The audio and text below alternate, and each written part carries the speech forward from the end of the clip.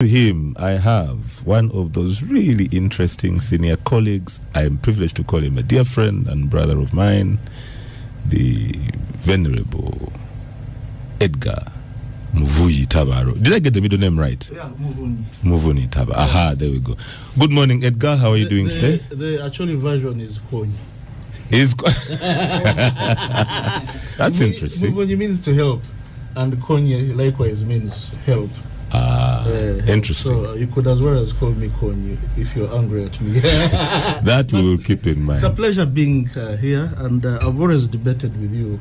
Yes. And on this occasion, you are the moderator. Yes. If memory serves me right, I think we've also taught on the same program, a Euripec program, I think, Access to Medicines in the past. Access to Medicines, yes. Access to that was a long time ago. Yeah, that was a long time ago. And I do wish to come back and maybe even co-publish with you, because I think your name speaks for itself. Thank you. Thank you. Thank you, Edgar. And welcome. And right next to him in the studio, we have perhaps, I think, the calmest voice, and maybe today he will help us to balance the waves. Mr. Joseph Walugembe. John Walugembe. Yeah. Why do I always confuse you with Joseph? But John Walugembe is going to help us to keep our finger on the pulse on where things matter most, the money and the economy. Welcome, John. Thank you very much, and it's a pleasure to be on the gang as always. And right next to him, Mr. Derek Wandera. How are you doing this morning? We would have never had a better replacement of Oscar. Careful. In terms of calmness. I might refuse to leave. You guys are saying very nice things. As long as you get the gun, you will stay. Dr. Chirino, you're a good man. And just switch off internet. But always a pleasure being on Capital to speak to the masses and discuss issues. Thank you for the invite. Welcome, and we're glad. We're expecting. Can you imagine he has lampooned all the listeners into masses? Let me tell you, we communicate to masses, as journalists, so I know I'm talking to masses. Is in a good mood, you will not survive. We are expecting our colleagues, the Honorable Abdul Katuntu and the Honorable Lydia, to join us. Let's see how that goes, and we hope they'll make our way shortly. Listeners, this morning we are going to have a really interesting discussion, and I think it's about time we get this show on the road. Why don't I start with you? Let's talk about Iran first. I think the last time the topic came up, the war had just started, but from where you're sitting, have you bought your full tank yet? Are you worried this thing might come to our shores? What are you seeing and what are you thinking? Well, of course, we need to take care, but we have been given assurance by the government of Uganda that the flow of fuel will continue, because now we import our own fuel, we distribute. So I want to take the government of Uganda on its word. Obviously, of course, you even when you do that, you take precautions by limiting spending, limiting unnecessary travels, and so on. So we would still appeal to Ugandans to be a little bit cautious with what they do until we see probably in the next 2 months or so how the war in Iran affects the global chain of businesses. But yeah, that's it. As for the war, I think it has been long in the pipeline. I think they just took time to find a strong-headed person to explode, and now here we are. I'm not sure how the dynamics will play. I see as if Americans are using the same old strategy of shock and awe. I suspect they intend to soon launch comprehensive air war, isolate Iran by using threats to their would-be allies, who, for now, they seem to be holding out their fort by refusing to directly join the war. But knowing what America is, I'm sure they will get their way. I don't know whether what is in Iran is bravado. You remember Saddam Hussein, you remember Gaddafi, and so I don't know. Iran could also take, having been allies of the Taliban, I suspect they are going to adopt the Afghan way and go into war of attrition to milk out the energy or sweat of the Americans. So it's still early to determine the course of this war, in my view. But obviously, I think it is unjust war of the Americans who want to bully the world, and particularly in this time, I think there are many issues domestic that the President of America is trying to divert attention away from those issues. But be that as it may, it is the global power. I don't seem to see the allies of Iran getting directly into the war, although they are now being dragged in by innuendos. So yesterday, I think they started accusing Russia, for example, of providing on-the-spot intelligence to the Iranians, as if that is illegal, because they themselves provide intelligence to others and others provide intelligence to them. They even give them bases. But I think that is meant to whip public opinion, particularly their audiences, their domestic audiences, that we actually have a known enemy, long-standing enemy, supporting this so-called rogue regime. And yet, America is the global rogue regime. Those are very strong ones. But what a point to end. And you've raised a number of points there that I want to sort of follow up on. No, I'm now a private citizen. He's a private citizen enjoying the freedom of expression. He's MP elected. but let me just follow up with you on a few points there. America as a global regime. You've touched many points. America as a global regime. Trump is. I don't know if you've seen that really old movie, Wag the Dog, which is basically my understanding of how certain people run states. When there's a problem at the center, you cause a distraction somewhere, and hopefully people forget. So from what you're reading, is this about, you mentioned domestic diversion, is this about Epstein? Are there other issues he's dealing with? But also, just before you respond, your point on military strategy.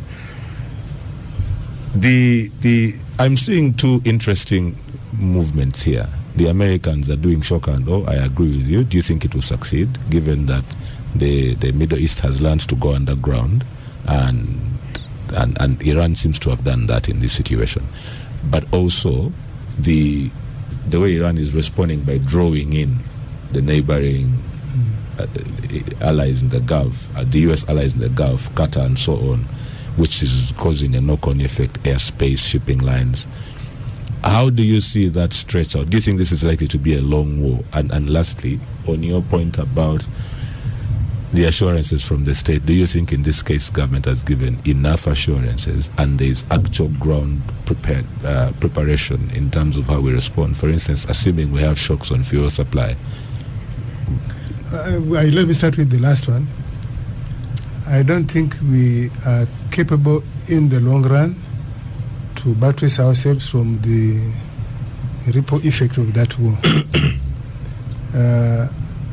If you look at the Iraq war, you look at the COVID pandemic for 2 years, I think we are likely to adopt the same strategy as a country, as a region, of self-reliance, but also we don't get overdue involvement with those issues. We stand here and watch things unfold so that we are not directly drawn into and I mean, you saw Ukraine, we have survived the same way. So I think we are going to survive in the same way we have done with Ukraine, with Iraq, with Libya, and so on.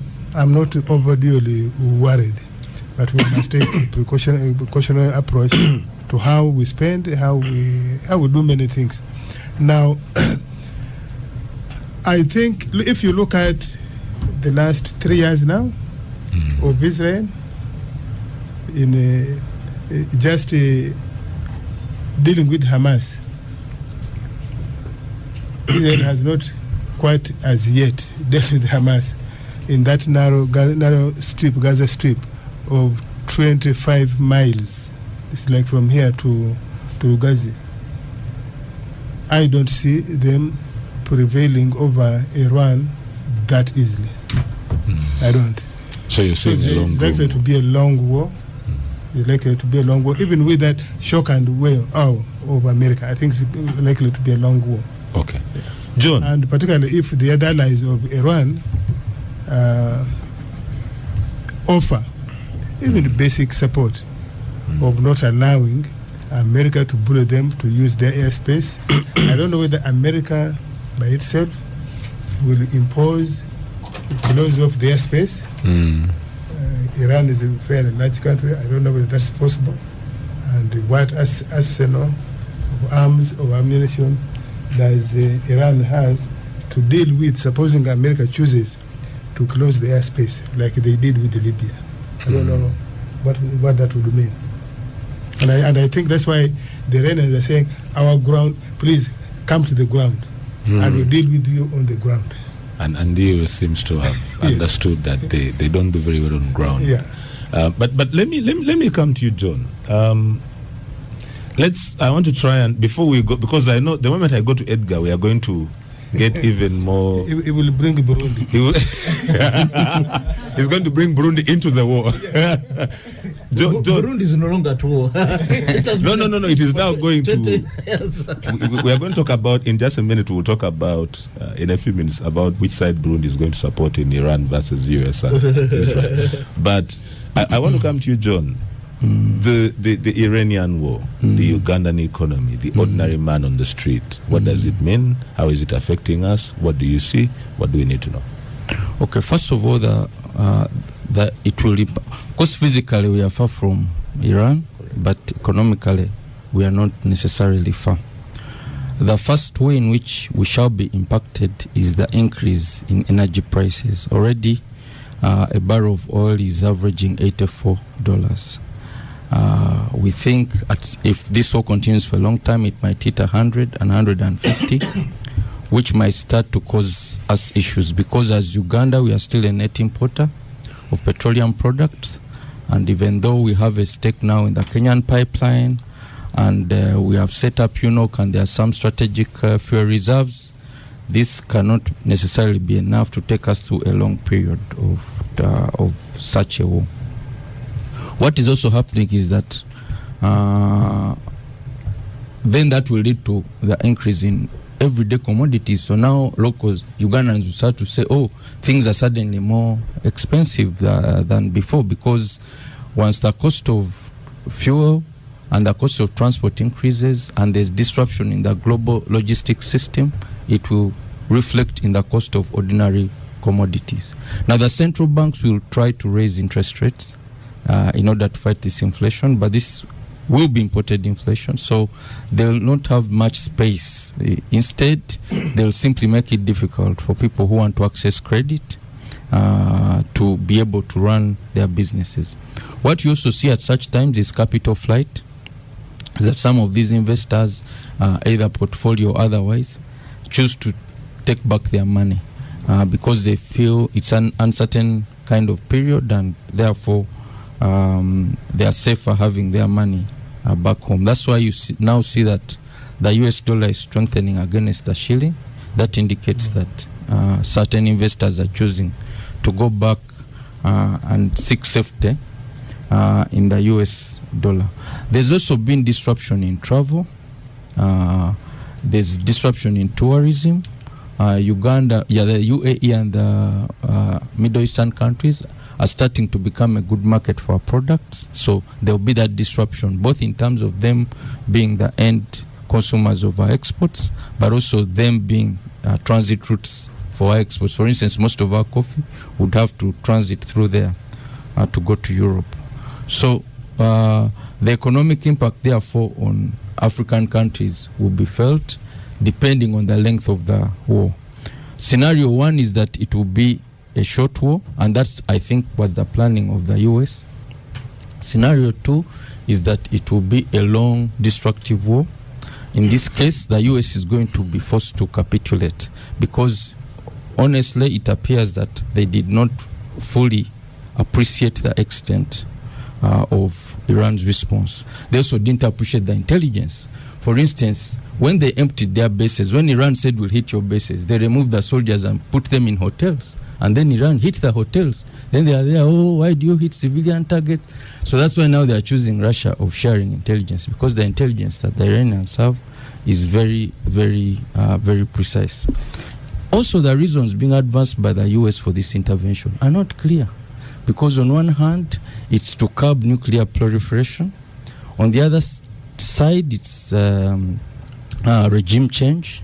You know, and the US doesn't have a good record in terms of regime change at all. And if that's their stated objective, in my opinion, they'll ultimately fail. If the Taliban were able to beat them, I think the Iranians are better prepared this time. So the stated objectives are not clear, but also the approach that the US uses. The US is fighting a 21st war using post-Second World War methods. How do you take a big aircraft carrier? It's a target of missiles. It's a target of drones. You see, so the US has not learned from their failed wars in Iraq and other places.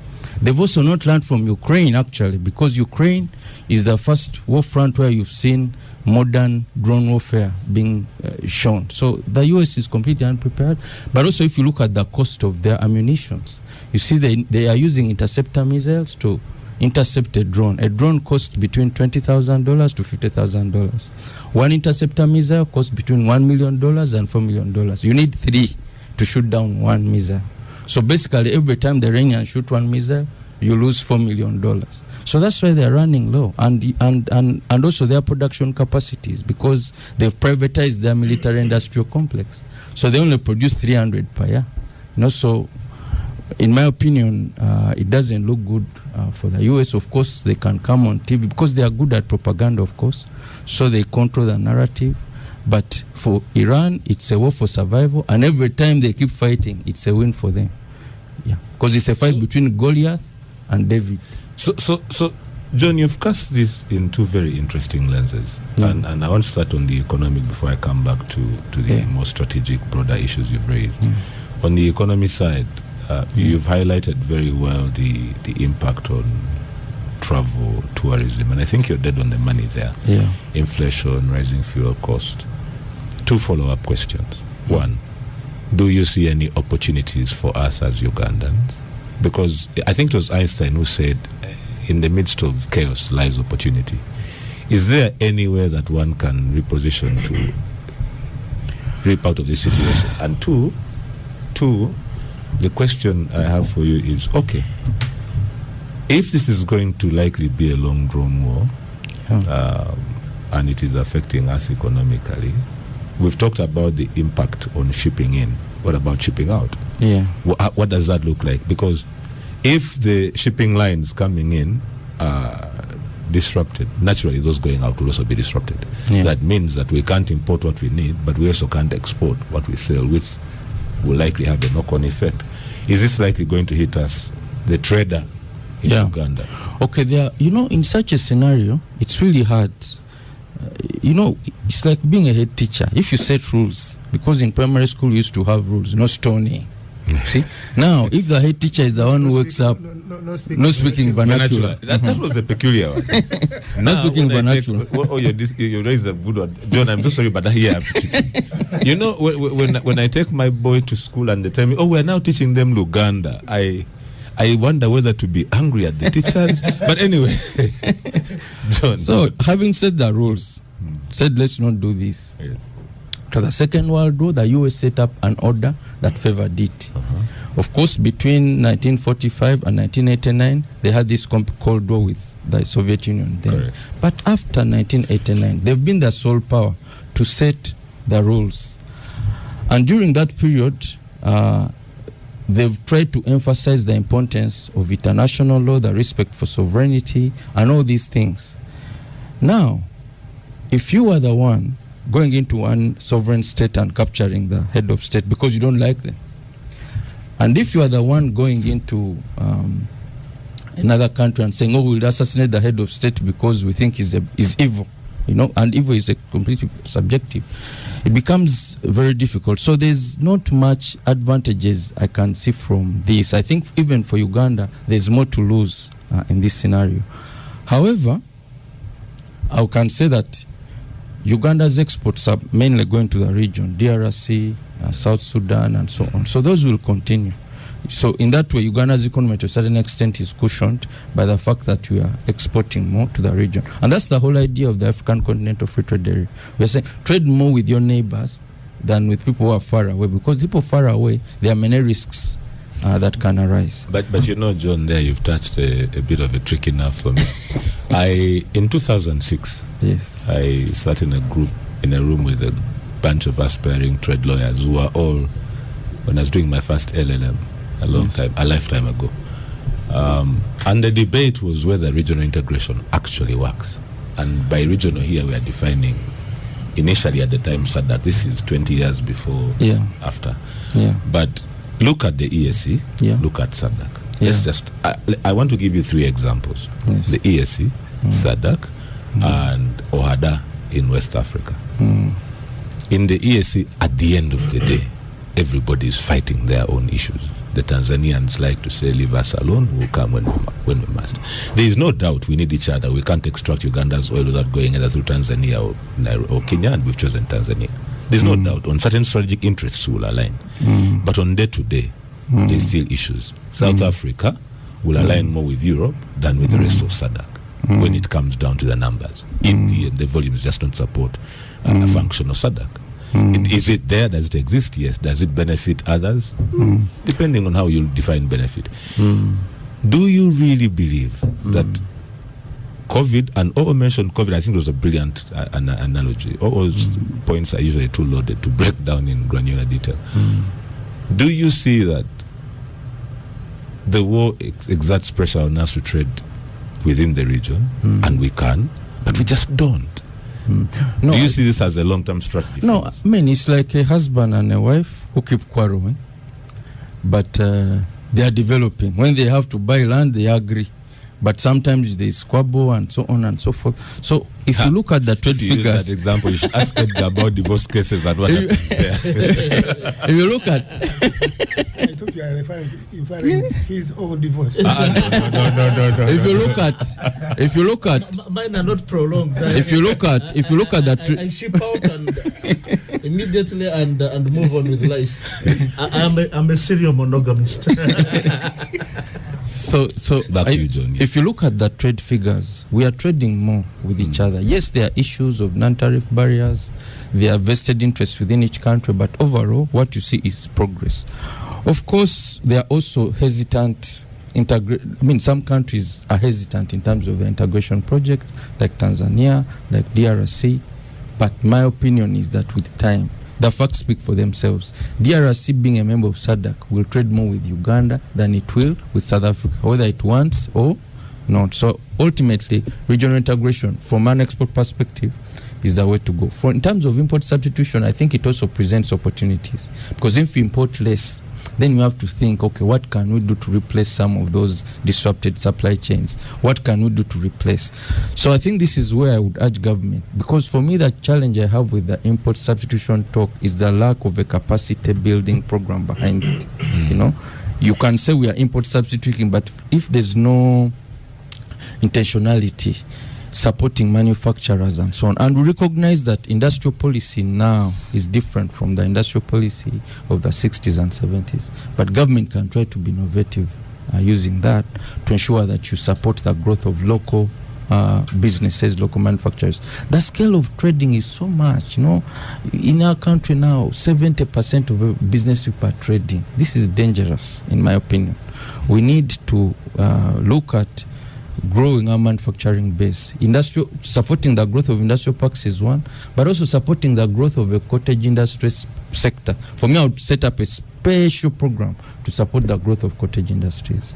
So, John, you've gone where I was hoping this discussion would go. When I asked all the follow-up about are we really that prepared, and we talked about, and I brought up the issue of exports, what I was hoping we'd get into is maybe what the world is showing us is that, and actually laid the foundation for us well. COVID, Iran, whatever is happening, external pressures that affect us on a day-to-day basis that looked remote 10, 20 years, 50 years ago are not remote anymore. We need to start looking internally for solutions, and what are we going to do when we can't reach the shores in unpredictable timelines. But let me just give you, not to dominate. Since COVID, have you noticed that almost 60%, 70%, if you go to supermarkets, you go to outlets, are things Ugandan made and region. Actually, it's the first time during COVID that we had a comfortable balance of trade with all East African states. We discovered, including Kenya. We discovered that we could get crude oil from palm oil from Congo instead of Indonesia, Malaysia for soap industry here, and I think we have almost since cut off importation of that oil from Malaysia. It increased our resilience. It increased our resilience. We discovered that actually there's potential of some things that we can use here. So, in fact, the concept of brick and mortar for business completely collapsed. I agree with John. It completely collapsed. I agree with you that the government policy is there. We are not giving sufficient support to the local industry. So then, therefore, on that point, perhaps what we are all agreeing on is that the biggest opportunity this war brings to us is to cause another external pressure. We seem to work better under external pressure to compel us to revisit certain things, and I don't know if we manage under crisis rather than managing crisis. but should it be that when I'm coming to you, Edgar, in just a second? But John, the point there is that one of the opportunities that we can then tap into, and how do you then connect that to the point on Capital Flight? Because I have been concerned about what's happening in Kololo. There's just too much construction in Kololo. And what that tells me is that given the prices of housing units in Kololo today, I don't think that's local capital. Now, some of it is from the UAE, maybe it's from the Horn of Africa. There you go. Now, if the capital that is infusing the economy now is in large part external, and you have a disruption like this where people will sit on their balance sheets, first of all, are these the kinds of people like the multinationals? Every year if you watch March, April, the dollar suffers because people are repatriating, right? When Total and Vivo are going to declare a dividend, in that week, Bank of Uganda must be involved. Two companies. Now, Horn of African businesses, I don't think are that structured. So you have a new dynamic in the deeper economy. What does that? And that is the money that affects rent prices. My office is in Kololo. I pay my rent in Kololo. So whether or not the money is from Horn of Africa or from Dubai or from a Ugandan, I don't even know. All I know is that I pay rent in dollars for an apartment in Kololo so that I can earn in Uganda shillings. And when the dollar suddenly jumps, my rent doesn't fall. And yet my fees, the economy is constrained, can't increase. So how do you connect those dots for us? No, so I think that it's a risk. If you look at how capital or money comes into Africa, some of it comes from the US through Europe to here. Some of it comes through the Middle East, Dubai and all those hubs into here. Some of it comes through Johannesburg. So if you have a Middle East, because now countries in the Middle East like Saudi Arabia and the UAE were now becoming financially confident to come and invest in Africa. Now if you create the kind of risks that they are facing at the moment, unanticipated risks, because when the UAE diversified from oil and gas, or tried to diversify, it went into aviation and tourism. Now, these are very sensitive sectors. Now, if you're showing that they are hitting, so this conflict threatens both. So it will make the UAE less able or willing to allow its people to invest before sorting out things at home. The other issue is around remittances. We have our young people working in all these countries, Saudi Arabia, Bahrain, UAE. They're sending back money that's helping to cushion our economy. Now, if the UAE is in trouble, if these countries are in trouble actually as a whole, the GCC countries, then you're also going to see them accepting fewer and fewer of our young people, and then that will, to a certain extent, affect our economy, at least in the short term. So I believe that overall, this conflict is not good for Uganda, but also Uganda can also learn some lessons. In the sense that the global order is changing, the respect for sovereign states is not taken as important anymore, at least in this U.S. administration. The change in warfare is also something that I think the country needs to change its defensive posture so that it's able to fight modern wars, not the wars of 1920 with tanks and stuff like that, because some of those are useless, as you can see in this war and the Ukraine war. So it means as a country, as we are discussing about investing in security, we need to ask ourselves, where do we put our money? Okay. Yes. Brilliant. Now, the Honorable Abdul Katuntu has joined us. Welcome, Abdul. I love your shirt. I think we are the same size. So how about the white beard? We'll be talking about this shirt after the show.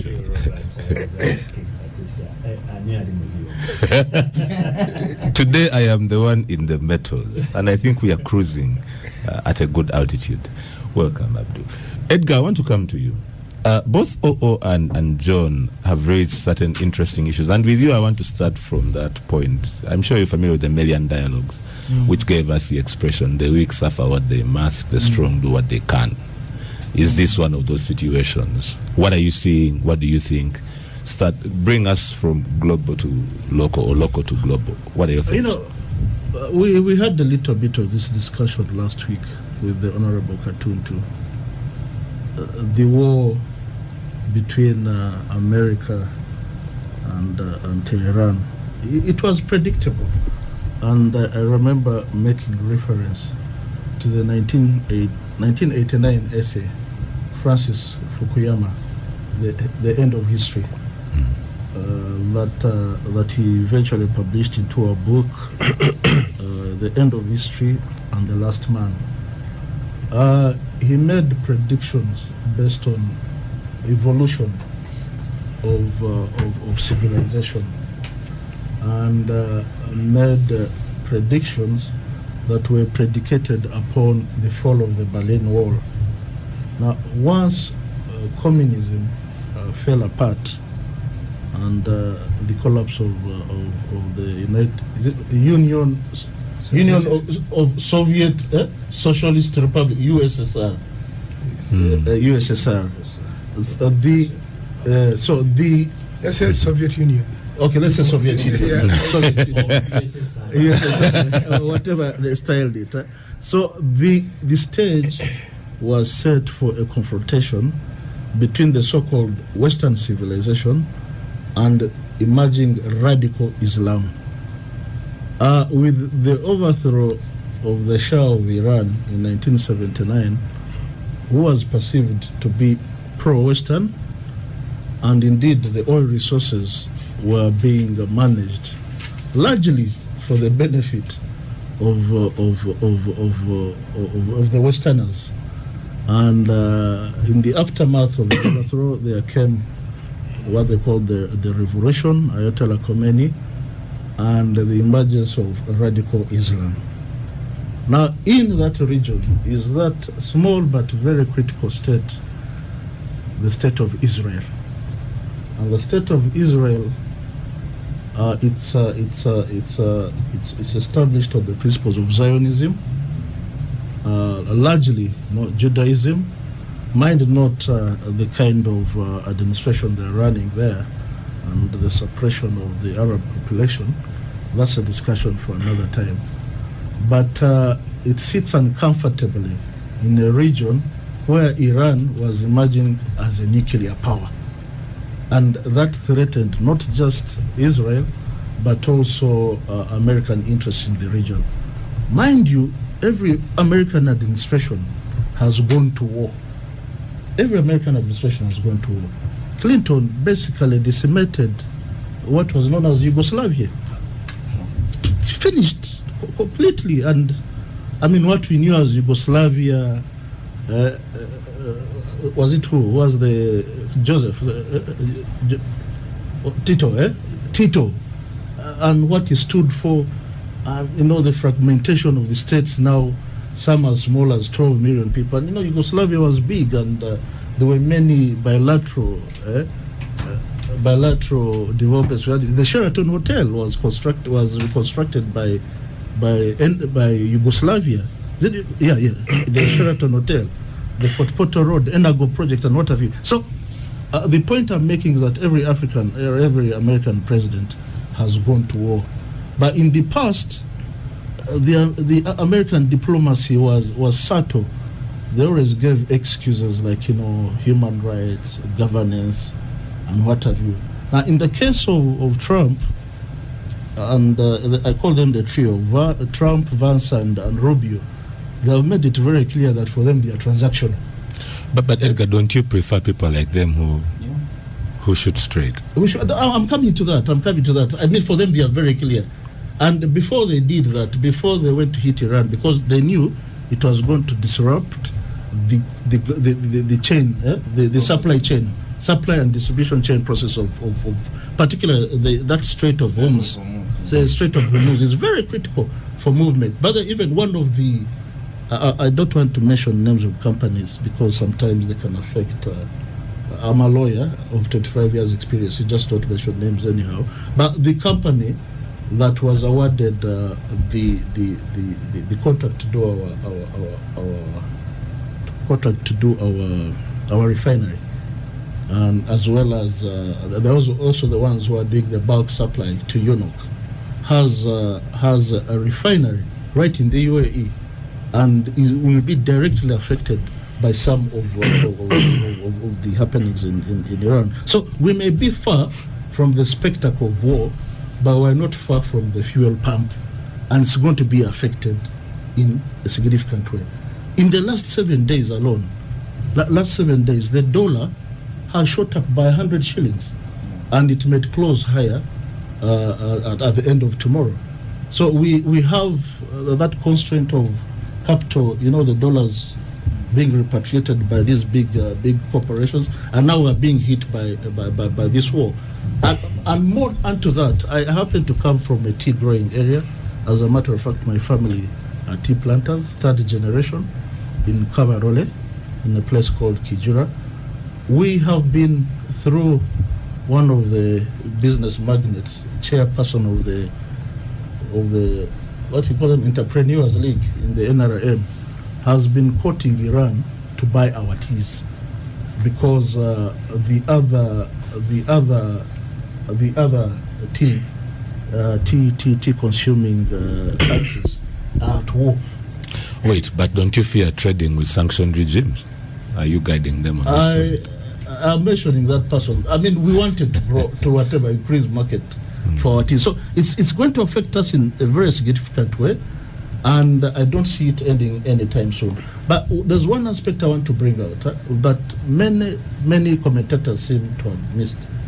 I think the trio, Rubio, Vance, and Trump, picked Maduro to access the oil resources, well knowing that they were going to disrupt the supply chain and protect themselves. And you remember, he made it very clear after he had captured him.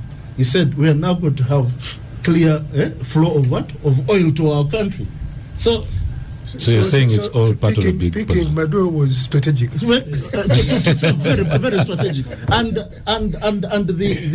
the corollary is that whenever you step in the way of American interests, with the persons like Trump at the helm, we are going to see more Maduros, more Khomeinis falling in the same whatever. Derek, do you agree with this assessment? Is Maduro the first of many dominoes to fall? But just a quick one, just a rejoinder. Maduro was not the first one to be picked. Noriega in Panama was actually picked from the Vatican embassy. From the Vatican embassy. So Trump isn't the first person to just throw the rule book away. Only that for him, he's very very over top of what you had. America has a terminology that the establishment. So the establishment is always present in America, regardless of who's sitting in the chair. Washington consensus. You know, it was actually who taught me a very valuable lesson. I don't even think he remembers this. But one time drew the distinction between the throne and the power behind the throne. But I want us to go to Derek.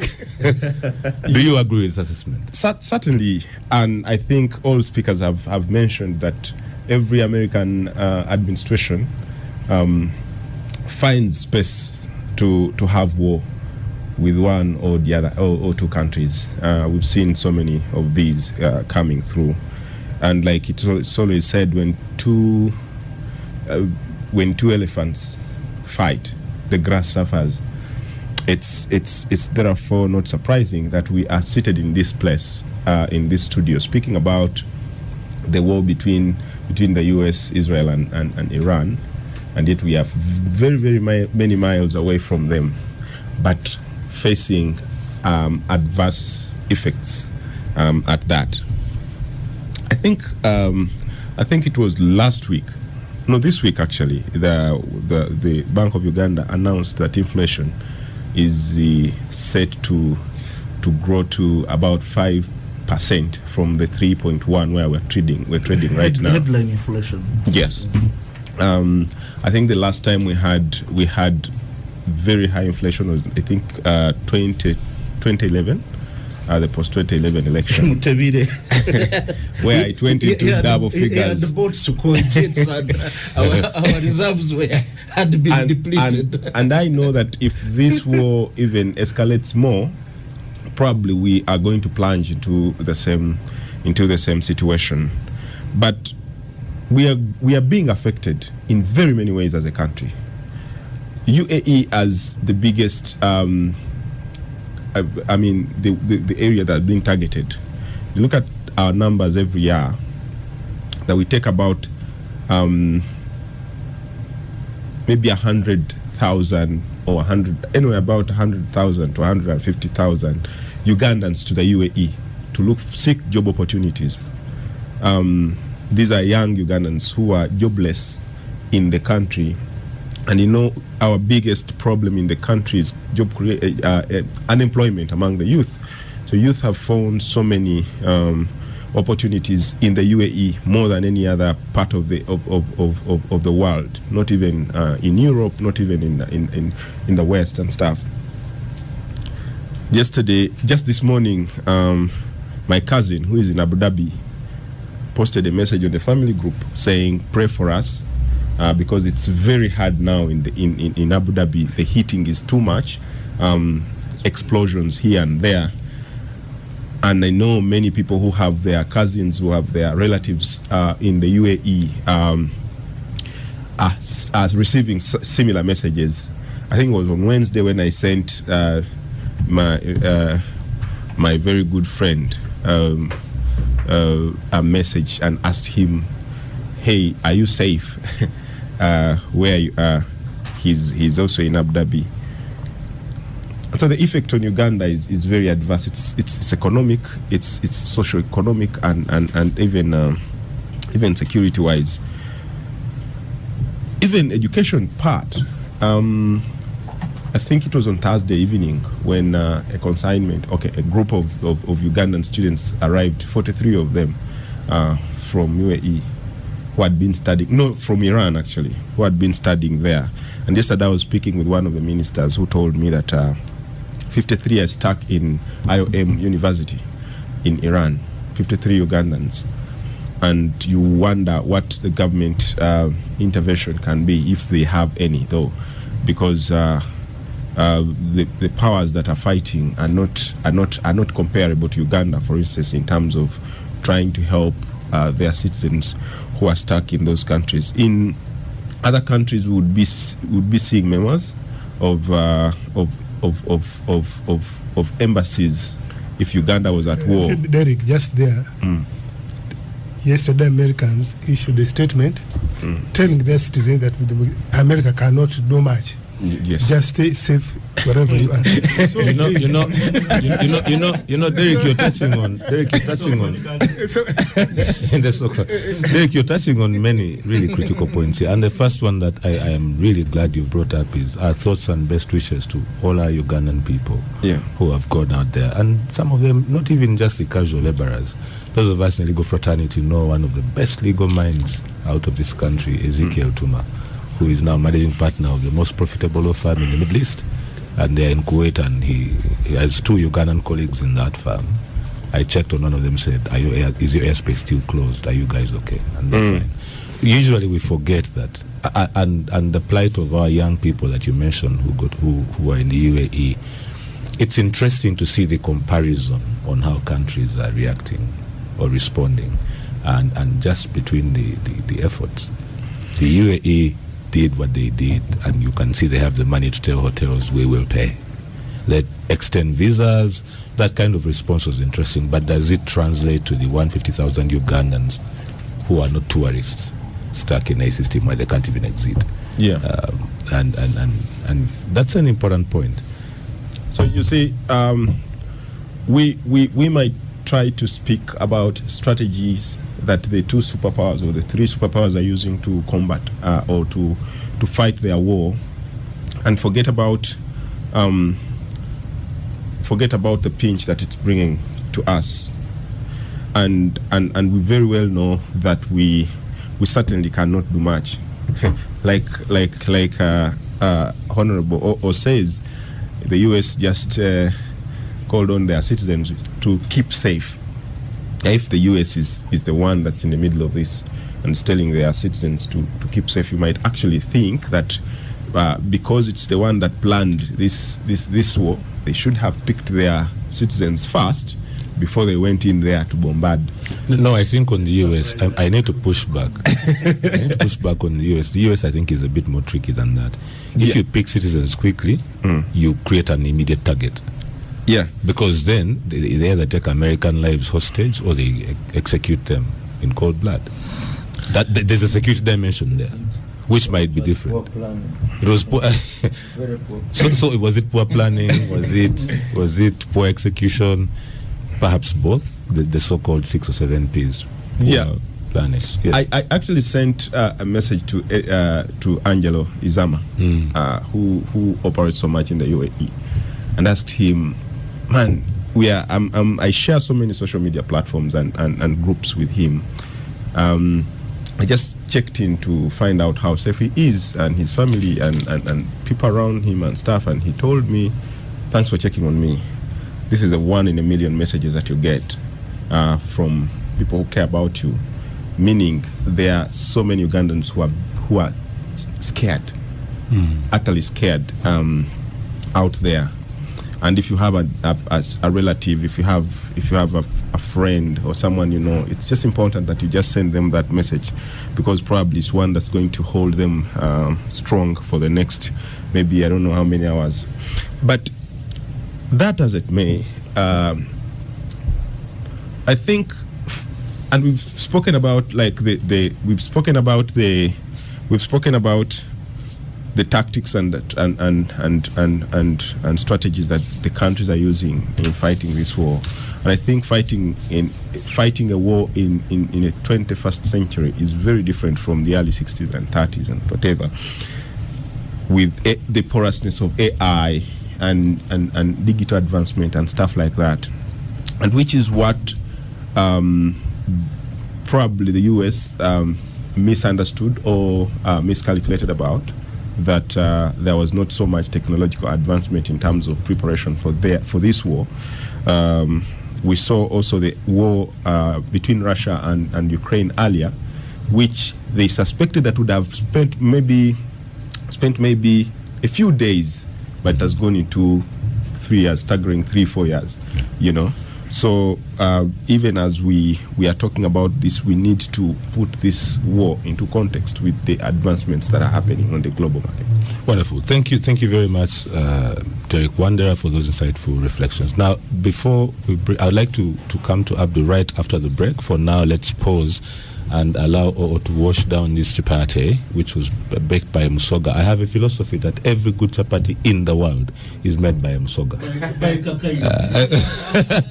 Right, welcome back from the break, dear listeners. And Star Cafe seems to have put something in this morning's coffee. The break is just too hot, with people talking about carrying bazookas to fist fights and stuff like that. But I'd like to now go to welcome Lydia. Lydia has joined us, and welcome. Can you advise the prospective Speaker of Parliament to observe decorum? As you can see. Robert, I'm sorry I've come late, but I bring you greetings from Mbale. And I'm sorry I was up and down on Women's Day issues. Tomorrow is Women's Day. The purple is about, this is the color for Women's Day. And for the elder OO, I want the gang to plead with him to spare me a little, even if it's to beat. Use a small, don't use a hammer to beat me, because I'm a very obedient cadre, sir. We shall stop our issues in the caucus. Sir, I plead with you. Lydia, I'm going to come to you just a second, and we'll talk about sticks and maybe your former students in school. You might have things to say. But I'd like to bring this back to the topic where we were, and I want to come back to Abdul. Before we went for the break, we'd heard from all the colleagues in the studio, but I'm really curious to get your thoughts. 1 week in, this war, Uganda, the rest of the world, Trump, what are your thoughts? Well, I think we talked about it last Saturday, that Trump did the timing correct, because Iran's biggest allies have been both China and the USSR in this. As of now, Moscow is involved in another war. So its attention to this particular conflict will be less, because it's already fighting with Kyiv. And if it unduly interferes, then Zelensky will certainly be provided with more weapons to do damage to him. So Moscow is going to move cautiously, and Trump strategists knew that. But we are now in a situation where the two military world powers are involved in wars. It's something which direct wars, active wars, both Moscow and Washington. Now, the issue is, us as a continent, what are the lessons? First of all, Uganda, necessity sometimes makes us move out of our comfort zone, and we need to see where the lessons learned from all this. As we move towards oil producing, we should now know, the OOs, if they are still strategies for the government, we should now know that there's going to be more interest in this Uganda oil producing country by countries like the US. And that has happened in Sudan, and that has happened in Angola, that has happened everywhere. So we will not be this darling of the West, especially if we make a few progresses. And Edgar knows this. You have seen what has been happening in Congo. Because of their wealth, now everybody has gone there. Some small countries also try to go there, small geographically. I'm not sure that with Edgar in the studio you want to go down that road. Yeah. So they try to go there, but the big boy has already gone there, and you see what he has already done. Lobito Corridor is being financed by the United States. You see, so to some of these people who are especially associated with Plot 1 Uganda, you should be putting your heads together. You know, in the short run, you can say, you know, oil prices are going to be high, blah, blah, blah. Yes, in the short run, yes. But can you look beyond this? What does it have? What implication does this sort of war have? Yes, we're going to have a little bit of turbulences, both in the short, long run. Things like Derek is talking about, our cadamas are going to have problems. Have been going to UAE and so on. Now we are not. And by the way, what is the annual bill now of those cadamas to this economy? 500 million. Sorry, 500 million. Yeah, it's $500 million. Half a billion. Yes. Yes, annually.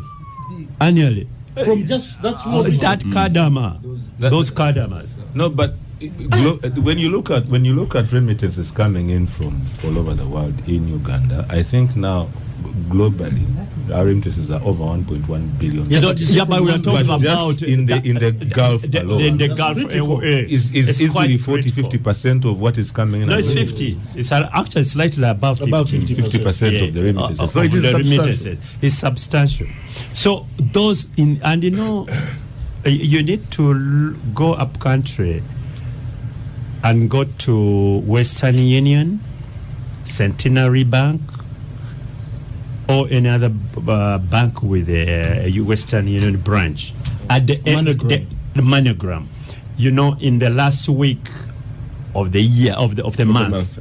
And you see the lines, relatives coming to pick money. You know, everywhere in the country. No, you can even say, go to the villages and look at construction. Yes. Construction. Yes. Mabati, Matafari houses coming up. If you ask who's doing that, they tell you, Kadama. There's a girl from here who is in Saudi or and Abu Dhabi. of course, that also explains the expansion of the factories, the industries that manufacture building materials. Yes, whether you're talking about cement and so on. But Abdu, back to your point, yes. Yeah. So that in the short run, we are going to have all those effects and so on. There is no economy today in the world which is immune from the effects of that war. Countries like the Philippines, you can. I think they're in real Pakistan. They are real big trouble. Because when you travel to those countries, whether you're talking about Dubai, you're talking about Qatar, and so on, you'll find all of Filipinos and Pakistanis, including Indians. So yes, the world will have a little bit of tremors, economic tremors, but what lessons can we learn from them? Like indeed, we had the problem of the Ukraine war at the beginning. But for a very dark cloud, there is this silver lining. I could see Uganda has since then developed a little bit of capacities on some issues arising out of the Ukraine conflict. Yeah. In terms of I think manufacture, fertilizers and so on. There are things which we are taken for granted and we are just importing them. Now we seem to have found some capacity to manufacture them. And I think for this very dark cloud, there is that silver lining. For me, the thing that shocked me the most about Ukraine was the fact that 30% of the world's wheat came out of Ukraine. So the bread we ate on a daily basis. Yes. The price went up because of that. But Abdu, you've given us some hope. Incidentally, our colleague, our senior colleague Donald Nyakairo just pointed out to me that the payments in the UAE are for people in Abu Dhabi, nothing for those in Dubai. Yeah. So what payments? The payments, the ones the government was making. The remittances? The ones he means. No. The ones we were talking about earlier of the intervention of the government. Saying people in hotels don't check out, government will pay. So you can imagine there are layers to this. And I think this is the point that you're making, Abdu, and that Derek also made. There are layers to this. You have the Kadamas whom we take for granted, but are a substantial player in the economy. You have sophisticated people earning and can afford a fairly more comfortable life in those countries. Then you have the tourists who are stuck in the middle of nowhere with nowhere. Yeah, but you see, looking at it at another level, Iran has been quite a resilient and prosperous country. I've been to Tehran myself. And sometimes when you go there, you don't imagine that this is a country under sanctions. Yeah. Because you see, it had some sanctions, but there are those the Americans can't drop out. For example, its trade with China continued because Iran continued selling its what? Its oil and so on. So to that extent, the country continued, on a prosperous run. And America really, I don't know whether this is not the beginning of the descent of the American empire. Because, let us look at history. How long did the Roman Empire last? Not a century. How long did the British Empire last? Well, it still lasts. We are speaking, we are speaking their language. Ability to physically occupy and influence the entire geopolitics of the entire globe. They controlled the high seas. Yes, and so how long? Even the Portuguese, remember, at one time they the French, the high seas. Even the French. History says no civilization, no empire lasts more than a century. And let me tell you why. So even the Americans themselves should be looking at this. I mean, such a section of the Americans. They have these sophisticated weapons, very sophisticated and expensive weapons. You can't use it. But sometimes now innovation has come up that you can use a crude way, a cheaper way to fight this sophisticated weapon. The story of the drones, for example. Very cheap. That to sort it out, you must use very, very sophisticated and very expensive, maybe 5-7 times more expensive than they are. And then the technology, by the way, soon you'll find that the arms technology is not restricted to the so-called big powers, the US and so on. You're going to find smaller countries also coming up with some innovations, especially because now the world is going to drones. Drones are really big menace now. Especially in the Abdul, I'd like you to conclude, but the point you're touching on now, you're provoking me to bring up the use of AI in war. I mean, all those. That's why. But perhaps you're passing through, so we can, that's why it's going. And I don't. You can see this thing is big. I don't think the US has a monopoly of some of those things now. So as they move towards Venezuela, they are now in Tehran and other areas tomorrow. I think they should know, because see, every war gives other countries thoughts. So if we are faced with this situation, what do we do? And so on. And guys are back to thinking. And as I end, even the Europe itself, it can no longer rely on the US. You have seen that the European Union now, they have gone into increasing their defense budgets. The other day I was reading the French, Paris.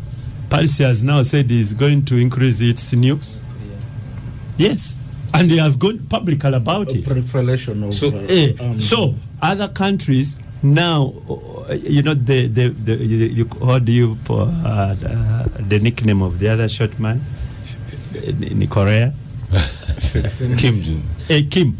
That's not his nickname. The other has his other nickname, which I don't have. So now the guy says, "I told you to sort out this, you must have this power." So are we going to have every country that tries to attain nuclear status being attacked, or it is now the only way of survival? So Africa should be thinking really about with all these resources, what next? Yeah, all right. But you remember the president has been not a multipolar world. He has been talking about center of gravity. The president has been talking to Africans about what he calls strategic security. Because now, this is now survival. It is essential. What should be the elements in that strategic security? Is it food? Is it medicines? What is it? Is it weaponry? Is it intelligence? He has defined it as also access to the sea. Yes. Access to the sea. I think this is a good point for us to bring in Lydia, who I think has done some work on security in Somalia. In Somalia. Not only, not only in Somalia. Me, I said in the but region. It's the one you know that you call me a Somali. Your thoughts on this before we go to John to close out this topic. The thoughts about the Iran situation. The first one is the fuel. You see, I found when Honorable Kadut was making an important point. Nobody is safe in this thing. Whichever part of the globe you are hiding, we are now all wired as a small village. So the first thing, even for us in Africa, it is the fuel. We will not survive the pump prices going up, and that has a whole chain of the cost of things going up. The cost of living is going to go up. Even when we are just here at Capital Gang, we have nothing to do with the big guns they are describing. So that's a very. Then of course, the World Trade Order. The first thing that took everybody to shock was that airports closed. You remember? And even those that were in hotels who had scheduled flights, that's already distorting and disrupting a very important component of the global world. The travel business collapsed. If you had they were kind enough maybe to host some people. Now people have become internally displaced or hostages or being held up. They are lucky that they can be kept in hotels, but for how long will it be? Because flights have closed. So airlines have lost business, but also the world order was completely disrupted by these problems. Then, and of all the busiest airports, I think we can all appreciate that Dubai is one of the most busiest business destinations, either connecting or you are landing there to do business. So, but maybe that in Africa gives us an opportunity to fill up Ethiopia Air, because it's one of our African airlines that's always up air. No, I'm still talking, but you see, Katut were talking about the silver lining.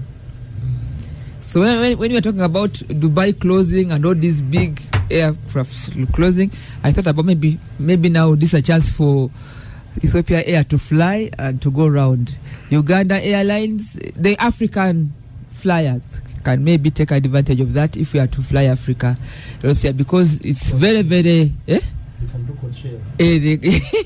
We can take advantage of that. Then, there are many things that we have students. I was very impressed by the speed of our missions near, who are able to evacuate some people. I think 54 students and then other people.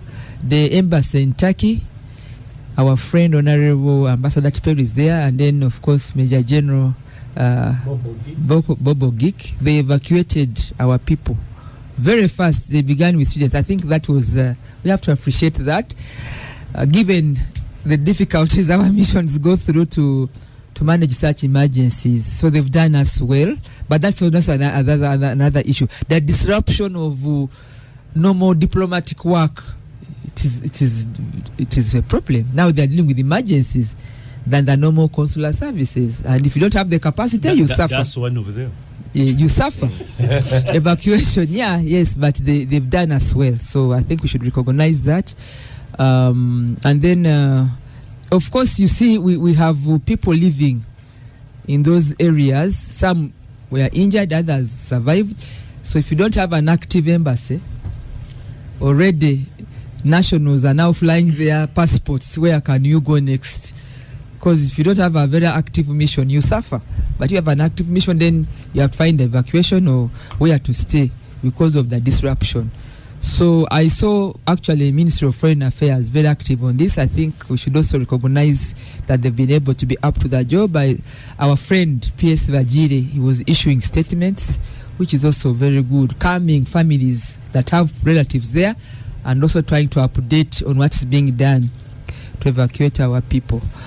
It has also, it goes back to what has been on the debate at the African Union table on the issue of getting Africa to be a permanent member on the UN Security Council. We've not succeeded yet, but that's a voice there.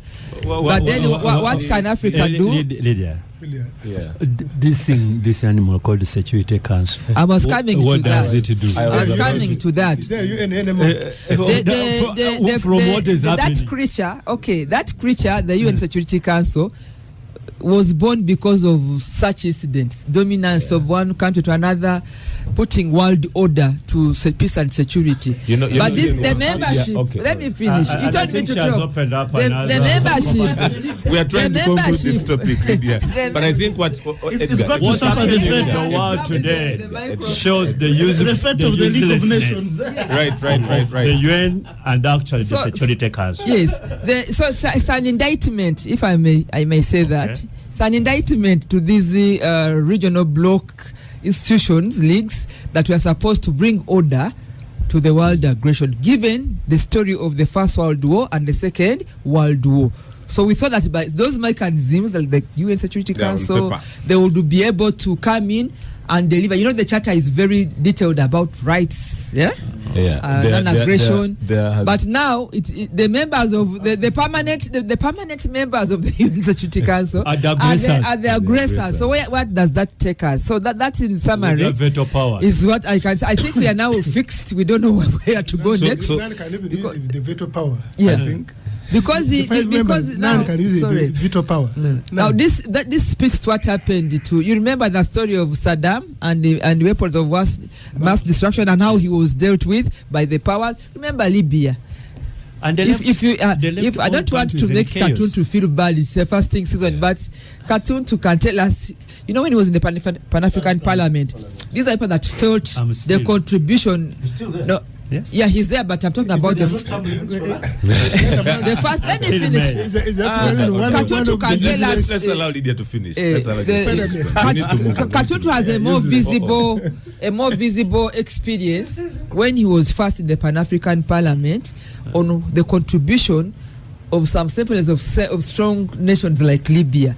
The contribution Libya was making to stand up the African image and the African Union, because Libya was contributing a lot and including the growth of the Pan-African Parliament and positioning Africa. But now we went down like boom, because those big powers came for Gaddafi and Africa was not strong enough.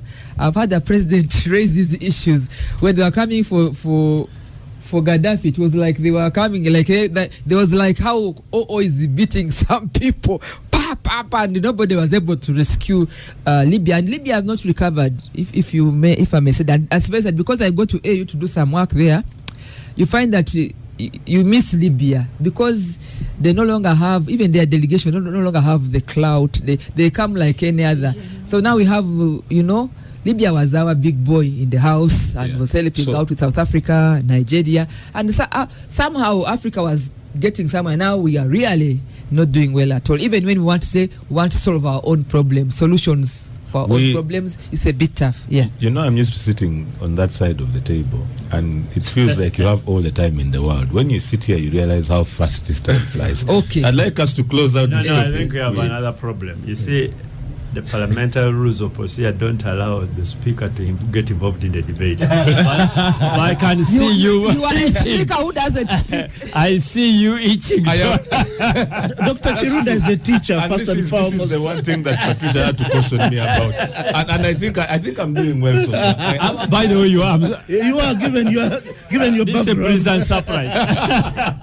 So let me go to John to close out this topic, so that we can move to the next one, which I fear might be just as volatile. As I close, yes, I want to confirm that Honorable Carton received the Pan-African Parliament. When I went to South Africa, while with him, yes, he gave me first-class treatment. which means now I must sue him for never ever giving me any kind of treatment. First-class treatment. I'm not so sure when you went for that IV, the International Visitors Program. I didn't have. That's a fair comeback. Comeback. So thank you, sir. So as we close, I think that the world is at a pivotal moment, in the sense that the international institutions that have done well since 1945 are now at risk of being undermined by the very entities that put them in place. The US is feeling threatened, its hegemonic power, and therefore it's starting to behave in a very erratic manner. That's why I said it's a rogue state. That will put the peace of the whole world at stake. And also I want to disagree with my colleague Edgar, who talked about radical Islam. This is the kind of propaganda that we don't really want. How do you judge that this Islam is radical, this is moderate, this is what? Good. Then should we say there's radical witchcraft or radical, radical witchcraft. We can't. Radical witchcraft. So we don't want to. If you look at the left breast of a woman, then you're radical. So we really don't want. There's even a radical atheist. Like, I think is clearly a radical.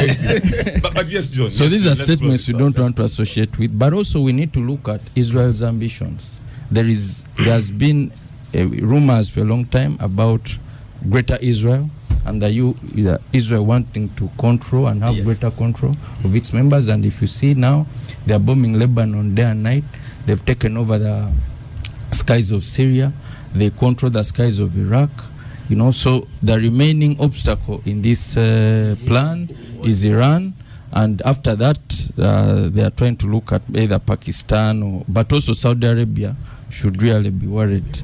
I think at the moment they believe they are safe, these GCC countries, but they'll be the ultimate losers. They have disagreements with Iran because of the Sunni-Shia divide, but they should recognize that at the end of the day, when Iran is taken out, they may also not be safe. It will be who next?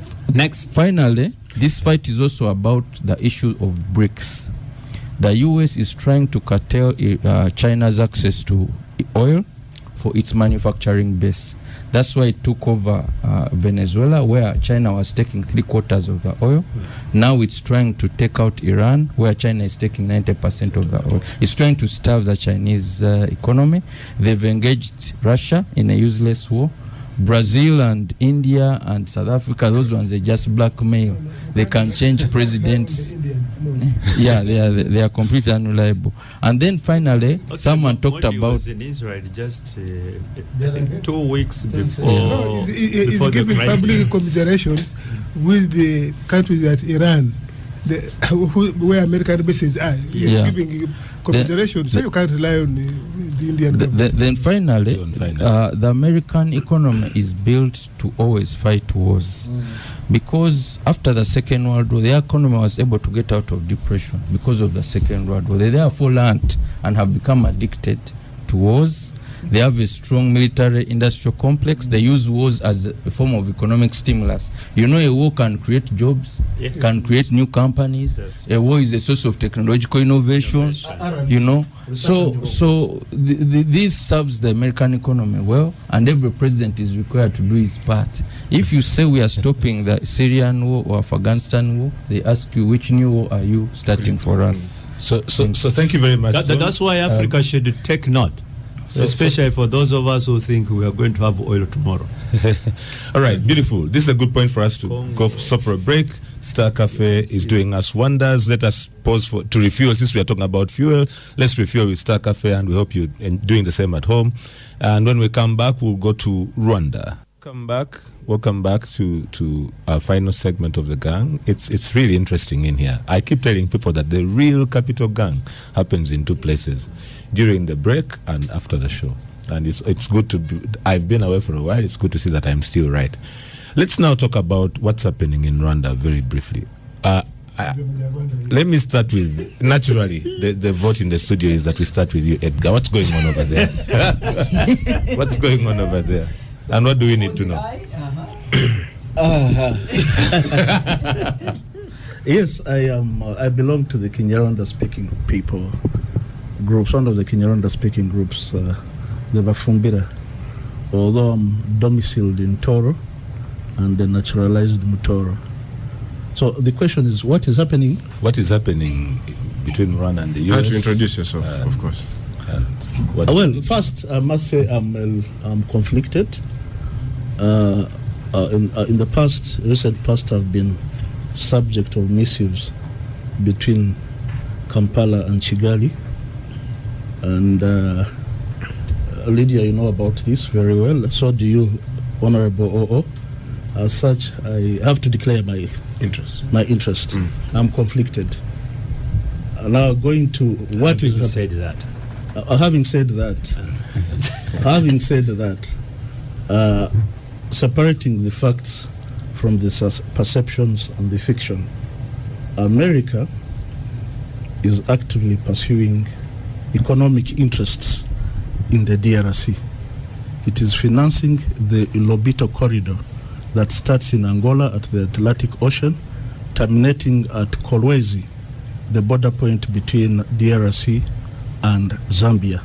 It's very critical for movement of minerals that are regarded as essential for the motor vehicle industry. We're talking of cobalt, lithium, coltan, Nico as well. Yeah, which America wants to secure, and not secure by just signing agreements, but also deploying its military tools. It's being done both through the AFRICOM, United States Africa Command, and there's been a lot of shuttle diplomacy. There's been a lot of shuttling between DC, Kinshasa, and Bujumbura. Now, the South Kivu also has particular minerals of interest for the United States, but also to secure South Kivu, the best aerodrome or aircraft facility is Bujumbura Port. So there's now an intent. What you'd read it as intent. I think in this region, intent is very critical in identity and whatever. But there's an intent between Bujumbura, Kinshasa, and Washington D.C. And to be precise, with the Oval Office. So Bujumbura itself has given its resource, the nickel, to the United States. It's very critical for the aircrafts industry, and particularly also in the military industry. So the United States is deploying both the AFRICOM, Africa Command. It has also deployed Eric Prince. Eric Prince runs a company called Blackwater. They are ex-SEALs and military contractors for the United States government. And they've deployed very sophisticated drones that fly for about 3 hours. They are the most sophisticated that we have in the region so far. And those are the ones that they deployed when Willie Ngoma was killed. And in particular, the FARDC, the armed forces of the DRC or RDC, the French acronym, have retaken Rubaya mine. Rubaya mine is the source of about 30% of the world's supply of coltan. Now that is very critical for the electronics industry. Some of these things we are carrying, gadgets we are carrying, Apple rely heavily on that. But they have also been given the mandate by the DRC government to deploy in Ituri, and in particular to man their aerodromes and mines. Now, last weekend I mentioned it here on air. You shall recall, Honorable Katuntu, that might put the operations of FARDC at variance with UPDF if there's no synchronization and alignment. And indeed, later in this week, I saw a letter by a sector commander of Ituri. Sector commander, not a division, not even at CDF level, but a sector commander, a colonel. Of which army? Of FARDC, limiting the deployment of UPDF in Ituri. So, Edgar, one parting shot on this. Yes. Where do we go from here? And how does this affect us? excuse me from further discussion on this matter. Excuse me from further discussion of this matter. I've given you the facts. I'll not give you opinions. Thank you. Now let's just go around the table as we start our wind down. Lydia, RDC. Now you see that I'm trying to learn French in the studio. RDC. Or maybe in your mind, RDC is the same as Rwanda. No. Lydia, let's just go around the table real quick, as well as your participation. What's happening between Rwanda and the US, Congo? Edgar has laid down the facts, as well as your parting shots. I would want to refer to people like Katuntu, because he's being in the Pan-African Parliament. He has sat or interacted closely with the members of Parliament that come from Rwanda, and those of us that were also in the East African community. We think Rwanda geographically can be a small country, but I think for one Rwanda, they're called Rwandese or Rwandan. One Rwandan is equivalent to so many Africans, other Africans. They are so focused, they are very aggressive, they are so networked. And at a time when you think that they will not pull off something because of the number of the country, they pull it off. They have built capacity of the human resource, of lobbyists, of resilience, of their interests that I have not seen in many other African countries. So you may think that engaging with the US and there's the big man with a big hammer in the US, they will not pull it off. But before you know what? Remember, Lydia has the blood of... I have been pleading with you. Lydia, let's I need the help. Every time I see looking at me or talking, I'm like, now I'm gone. So just I'm going to mute O's mic until you're done. With the speakership, isn't it? You can mix things any angle, you can get me. So I have a feeling that they will get out of this. They'll get out of this. Me with Rwanda, I can go to sleep because they know how to do their thing. Okay. And if I'm wrong, well, that will be one of those things. But my judgment is they get out of the most difficult fixes because they have sharp lobbyists. They know how to get their way out. They know how to fix things. Even when they're in mistakes, they get around it. And they are firm. Okay. Brilliant. Yeah. John, do you want to weigh in on this? Okay. When Henry Morton Stanley met Kawaka Mutesa in 1875, Mutesa thought he was inviting the British to help him fight against the people from Bunyoro. But in the end, they all became slaves of the newcomers. So when the DRC went to the US to try to resolve these issues, the DRC is in the mistaken belief that the US will give it security. But in the end, what DRC has done is to invite somebody who will never leave. So in other words, they've sold their sovereignty for short-term relief. So what we are seeing is actually going to have a negative impact long-term on the security of a region as a whole. Brilliant. That is one way to put it. Derek, do you agree? At some point when Uganda deployed in DRC under the Operation Shuja, I was discussing with some senior journalists, and one of them pointed out that DRC is like a very beautiful girl on a village, whom every man who has their trousers on will always be looking at. The conflict that's happening between the US and Rwanda is certainly one of those that describes the same, because for sure everyone knows that DRC is one of the richest, in fact the richest country probably, with over 1,100 different minerals, and everyone would like to touch into them.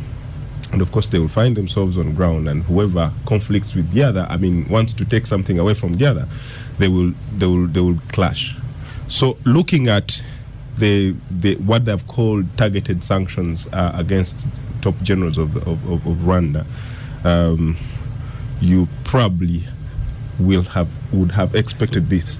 They are not even targeted. They target the entire army. Army was You know, sanctioned. And then individually. Then visa restrictions. Yeah.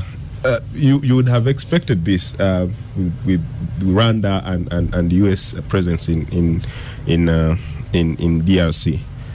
Where does this go, and how does that affect us? We also have to tread very carefully, because probably who is next? Abdul, that is a question specifically for you. Who's next? Who is next? because Lydia, but on a serious note, Lydia has been pointing to your expertise at the Pan-African Parliament. You naturally come into information that many of us will never come into. Also because you've been flying at a very high level. This look. Now, how can we define that look?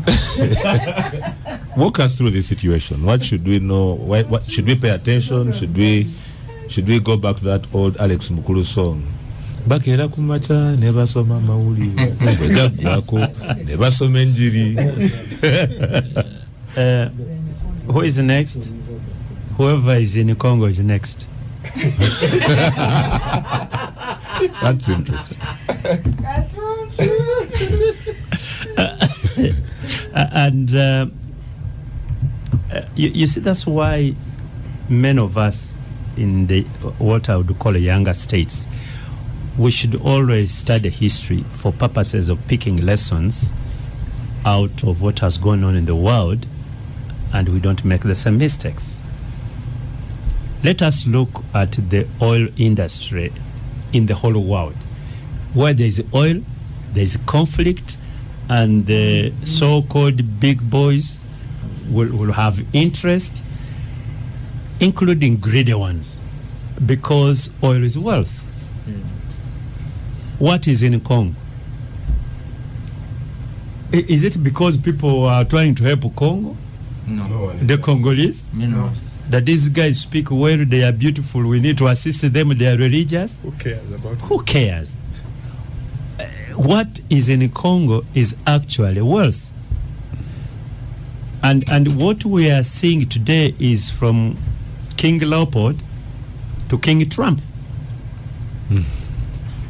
You know, and the history of that area is there for everybody to see. Anybody who bothers to read and is slightly above intelligent, he would know.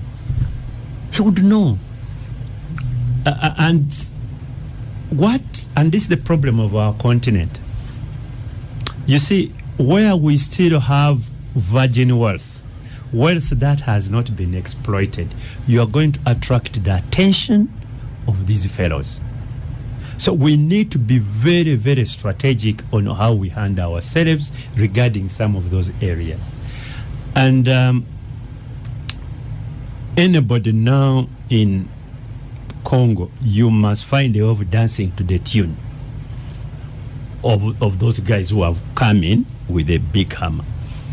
And if you don't, then you must you must have a working relationship with them. But that working relationship is not on an equal basis. No. You have to be used.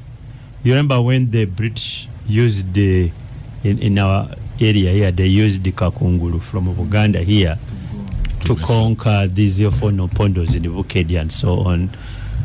So if you are not going to play that role, then you are going to be a target. But let me press in there, Abdul. The U.S. interest is clear. What about the Rwandan intervention and the tension between the U.S.? It is clear. Rwanda has got some legitimate case. There is no doubt about it. There is some legitimate case about it. But it has also been sacked in the U.S. interest also. So there is that conflict.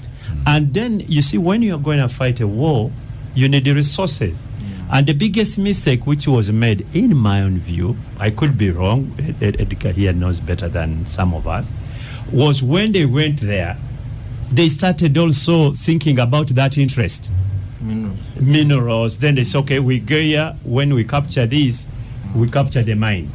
And then eventually, they also did a little bit of business with that. So the legitimate did or are doing.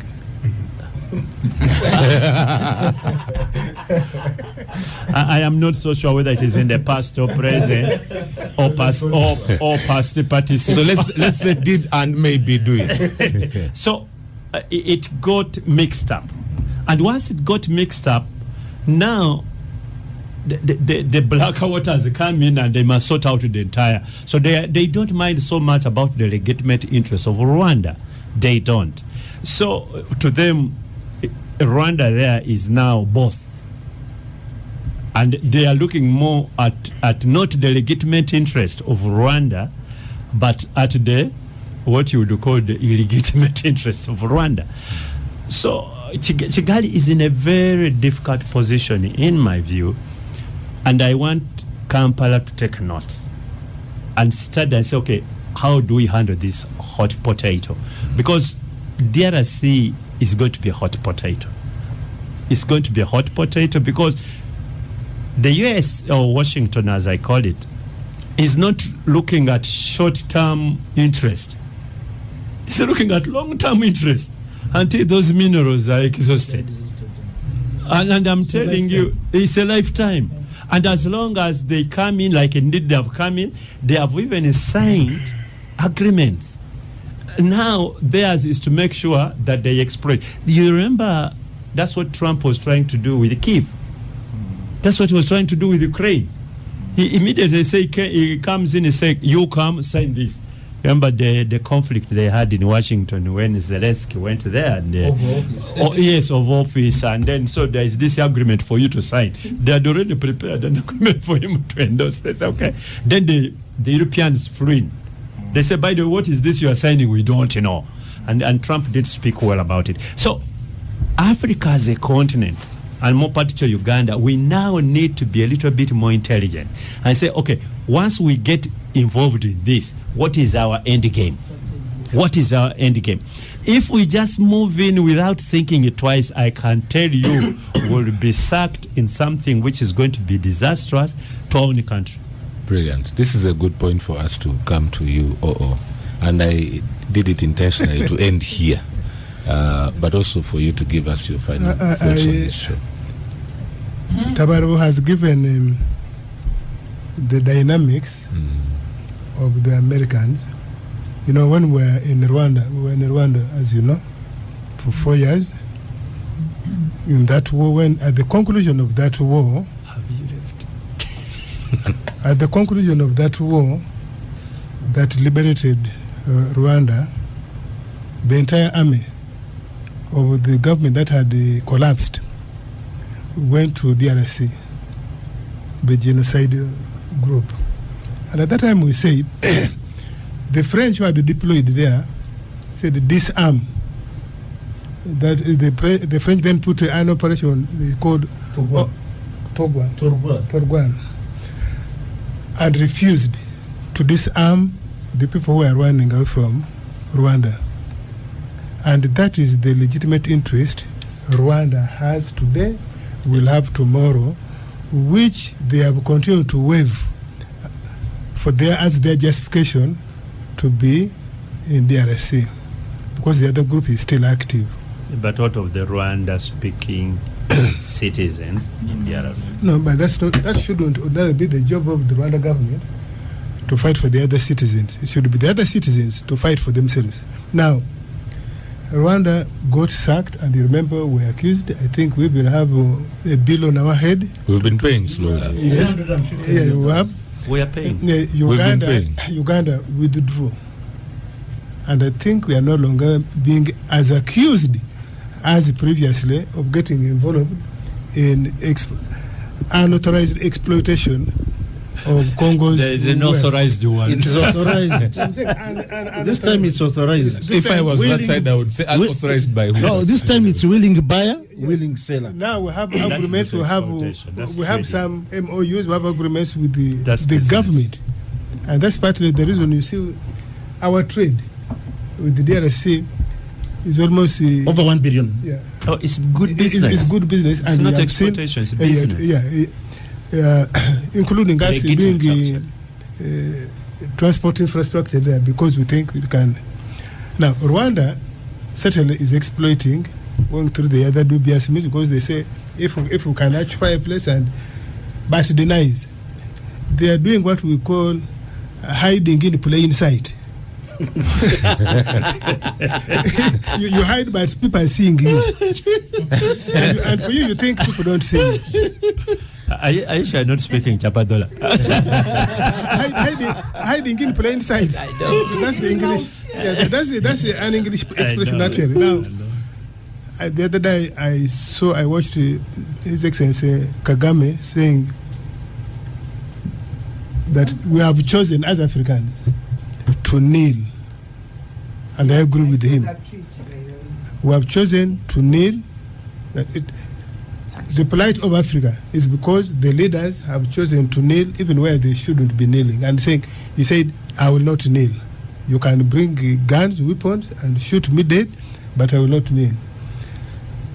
Unfortunately for him, and I think to some extent President Museveni, they have failed, although they have lived in the government for long, in my view, they have failed to build a convergence that African leaders, particularly presidents, need to speak one language. You have heard the president here is saying, don't sell your minerals in raw form. Next door in the Congo, what is Tshisekedi doing? He's giving the whole mine, so he doesn't even know what they're taking down. The whole country. The whole country. What's happening? They have sold even the not yet born minerals. So only 40%. I think Africa is on path of futility, except if we can do something very, very strange and drastic. But I think we are on path of futility. This campaign of the president saying we need to build strategic security. No African leader, not many, are believing that strategic security is what we need to have in order to survive. I think there's a sense in which I see quite often most of the African leaders are petty-minded. If you ask that, I don't think he even understands why his country is the way it is. But unfortunately, he's the leader by some circumstances. And if you go around Africa, we have many leaders of that type, and therefore it is unlikely that Africa can get out of this quagmire, where just because you see somebody with a brown face, you automatically believe he's superior. He's superior in intellect, he's superior in knowledge, and so on and so forth. We don't seem to see that actually we can come from relative weakness to relative strength. How to deal with these ever-changing dynamics of the world. We don't. And you remember when at the start of the Ukraine war, when the president here says, but why are you crying of wheat when you can actually eat millet, you can eat sorghum, you can eat cassava? Many people didn't see that actually you have so many things in Africa that you can replace wheat with. As basic as that. But I want to put Robert here on task. It goes back our time when we went to school. That's more than 40 years ago. Yes. There was a certain section at the university, when you read the Mamdanis, the Mawazos, the entire Mawazos, and they were so deliberate in the way they were training students, so that you produce leaders who understand this continent better and so on. And I can tell you, I am hugely disappointed. Can you point one professor in any of these universities who's driving a certain thought, but really, I didn't know or dislikes me this much. I am trying to drive the narrative. No, you see, which one? Technology. Even let me tell you, even the writings. It's not even the writings. Just look at those guys, the books they wrote, and so on.